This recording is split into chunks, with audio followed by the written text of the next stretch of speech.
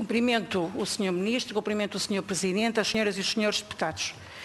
Sr. Ministro, de uma forma geral gostamos do seu discurso, quando nos fala em parcerias, aliás é isso que sempre defendemos, quando nos fala em livre acesso ao SNS, quando nos fala em gestão partilhada de recursos, aliás foi isso que procurámos fazer, quando nos fala em sustentabilidade.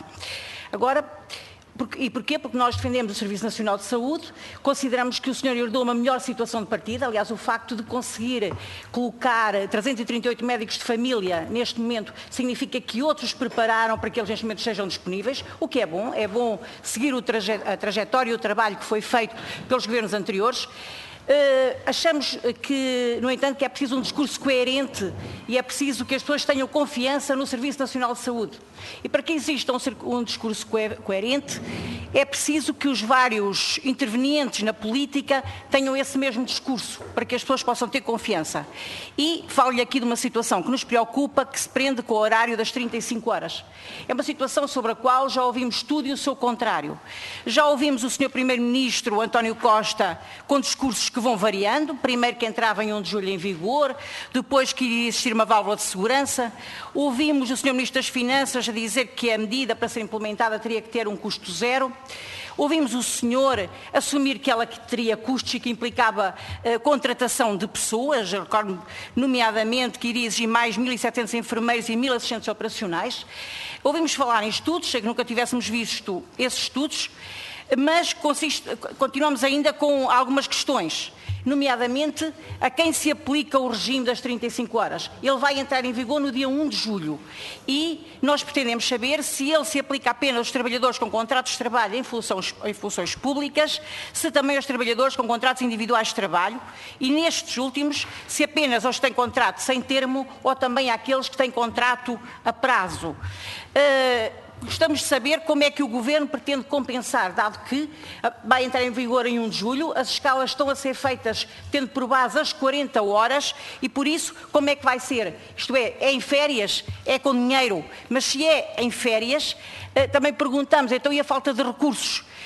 Portanto, a grande questão aqui é se a lei das 35 horas é para todos ou não é para todos. É a grande questão que eu quero que o Sr. Ministro nos responda. Depois, se foi feita de facto uma avaliação concreta ao nível das contratações e do impacto financeiro que essa aplicação tem. Isto é, se eu pensar no Centro Hospitalar de Coimbra, se eu pensar em Viseu, se eu pensar na Guarda, se de facto tem esse estudo e se ele tem, pedimos aqui já que ele não seja disponibilizado, aliás já foi feito um requerimento nesse sentido.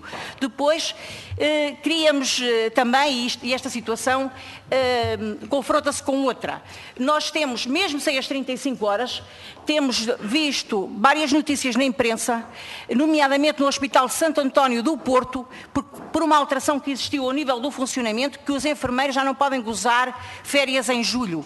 Temos visto também o mesmo problema, por exemplo, no Hospital de São José, em que existirão camas encerradas, problemas com os turnos, ou seja, faltam enfermeiros ainda só com as 35 horas. Com as 40 horas. Portanto, é uma situação que de facto nos preocupa e que queremos que o Sr. Ministro nos diga. Queremos também saber se é o Sr. Ministro que deu ordem para esta situação que está a passar no Hospital de Santo António. Depois, a ADSE. Foi publicado pelo Tribunal de Contas um alegado estudo sobre o financiamento do Serviço Regional de Saúde da Madeira, com verbas da ADSE, em cerca de 29 milhões de euros. A interpretação que temos é que existiu apenas, foi um ajuste de contas, isto é, o que foi feito foi uma transferência para pagar dívidas da própria ADSE à região da Madeira. Quero saber se é essa também a interpretação que o Sr. Ministro faz e já agora o que é que se passa com os Açores. Depois, em relação aos medicamentos. Em relação aos medicamentos, como o Sr. Ministro sabe, o Governo anterior fez um esforço enorme de políticas na área do medicamento, que permitiram reduzir a despesa do SNS em 470 milhões de euros e aumentar, portanto, e diminuir o preço de venda, o que foi bom para a sustentabilidade do Serviço Nacional de Saúde, o que foi bom para os doentes. Queria saber, no caso dos genéricos, isso levou até uma diminuição de 53% do preço. Houve sempre um aumento grande na cota dos genéricos, passou de 31% em 2010 para 47% em 2014. No final de 2015 era de 47,7% e agora estagnou, havendo mesmo uma tendência decrescente. Gostávamos de saber do Sr. Ministro, primeiro, se concorda, o Sr. Ministro anunciou, recordo, que previa até ao final da legislatura ter 60% de cota de genéricos.